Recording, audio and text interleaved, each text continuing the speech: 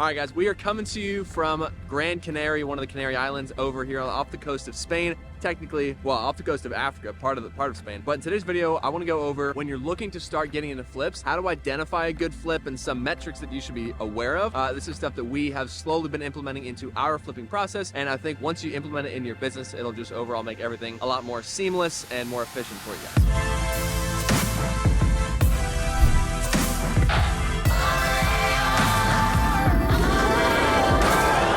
So when you're looking to get into flipping, some of the main things you want to make sure you have lined up are funding, which we use Kiavi, which is a hard money lender. There's a link in the description for that. Or you can go to networking meetups, go online and whatever, and raise private capital, friends and family. A lot of times people that you know personally will have the money for that. I'm working personally on raising more private capital for these flips because it's easier. I'd rather work with a person than a bank, and the terms can be a lot more beneficial for you as the flipper. With all that being said, when you're looking to actually purchase flips, there's a myriad of different ways you can go about doing it. One of the main places that I would recommend looking for flips is investorlift.com. That is a gigantic disposition network for off-market deals that flippers like you and I can go look at and go purchase properties directly from there.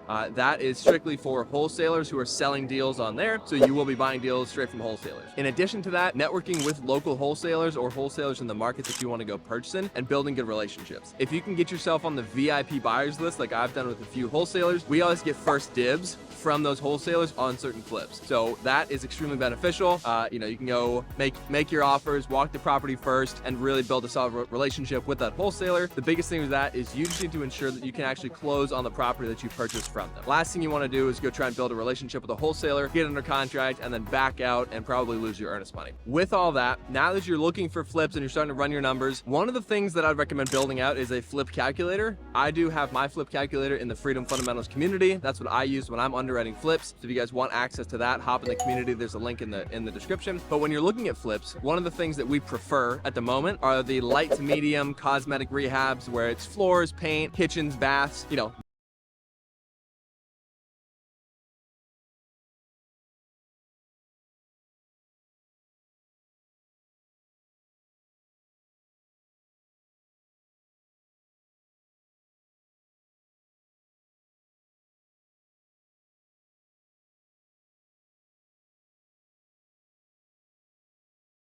probably should do this deal. It looks like it makes sense and this, you know, but then if your net profit's only gonna be 20 grand, that can get dissipated pretty darn quickly. And so the last thing you wanna do is get stuck holding a flip where you're gonna end up not making any money. One of the things that we do is we always look at how much are we gonna make, but then also how long is it gonna take for the entirety of the project, right? So maybe we're gonna make 50 grand on a flip, but if it's a heavy rehab that's gonna be 3 months or 4 months worth of renovations plus another month or so from, you know, the day we list it to closing, is that worth it? Or should we just save that private money or save that hard money and put that into a cosmetic flip that we can renovate in 2 to 4 weeks and then list and make the same amount? So those are things that, like, when you're first getting into it, that thought might not cross your mind, but just being cognizant of the velocity of money and how quickly can you recoup your profits and bring the money back in to then deploy again. So if you are going to go tackle longer rehabs, I would look at ensuring you have a certain threshold where it makes sense. If your baseline for a cosmetic rehab is, let's say, 30, 40, 50 grand, personally, I would not go tackle a heavy rehab that's going to take twice as long to make the same amount of money. So I'd make sure that you have some kind of, either it's a monthly threshold or whatever it is, but something in your business that you can just check the box and say, yes, this fits, no, that doesn't fit. Because one of the other advantages that that'll do is that'll take out the emotion from it. You might be emotionally attached to a deal, or you might like really try and convince yourself to do it, but if you can just set those boundaries before you get started and say, look, it doesn't check the boxes, we're not going to do it, that's going to really help you fine tune your business and be able to just see what deals you want to pick up much faster.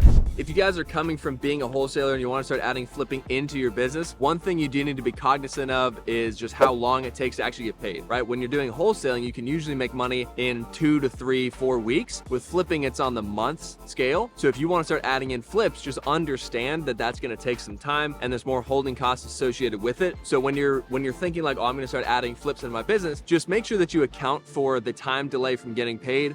Also, don't assume that your flip's going to sell, you know, the second it hits market. Maybe it's going to take 2 to 3 weeks to get an offer, and then it's going to be another 2 to 3, 4 weeks for the financing to finalize. So that's just something just keep in the back of your mind. Again, if you're switching from wholesaling to flipping, or you're going to start adding flipping into your business, just be cognizant of the time that it takes to actually get paid on a flip. All right. Also, you gotta grab the shades. It's almost as bright as your future. Bruh.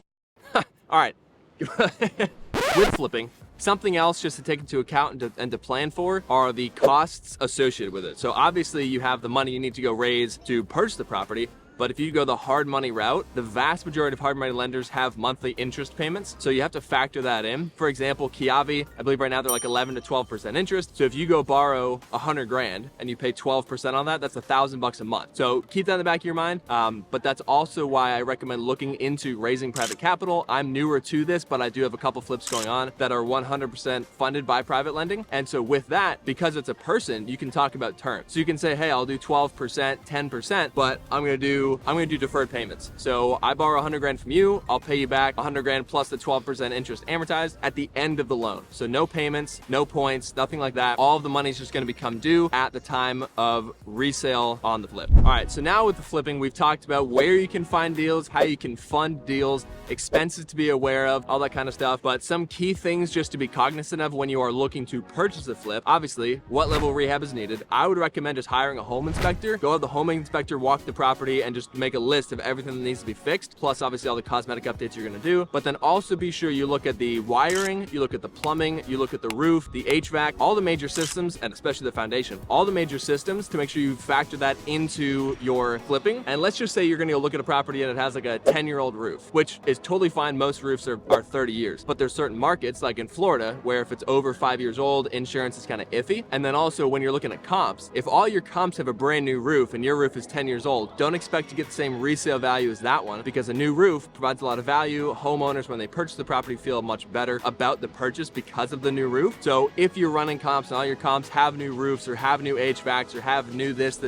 I would personally either add that into your renovation budget and plan for that, or deduct that from the resale value so that you're not blindsided by a $15,000 price reduction or lower offers because you didn't do the renovations that these other people did on the comps that you're using when you're determining the resale value of the flip. One other thing to note, when you're getting into flipping, one of the added benefits is if you have your goal of building a rental portfolio and you want to utilize the BRRRR method, which is buy, renovate, rent, refinance, repeat. If you're used to flipping, you've done flips, you now know a lot more about renovating homes, so you can then use that to renovate, and then instead of reselling, you can just keep the property and refinance. But if you've just been ever wholesaling and now you want to add in BRRRRing, you do it? Yes, 100%, but having that flip experience is definitely going to help you on the back end so that when you go to refinance, you don't have to bring cash to the table, right? Because if you go over budget on your flip or you don't really know what you're doing, or over budget on your renovation, not really sure what you're doing, it's pretty easy to then get stuck having spent way more than you should have. And then if you go to try to refinance, you're going to have to bring cash to the table because your purchase plus rehab was over the 75 or 80% mark that your lender's going to lend you with a DSCR loan to do the cash out refi. With all that being said, guys, if you do want to get into wholesaling and or flipping, I do have the Freedom Fundamentals community. There's a link to join that in the description down below. We have tons of stuff from flipping calculators. We help you run ARV, help you find deals, underwrite deals, all that kind of stuff. If you guys do want to get in, there's a link in the description. Don't forget to like and subscribe the video and stick around for future videos. Stick around for future videos.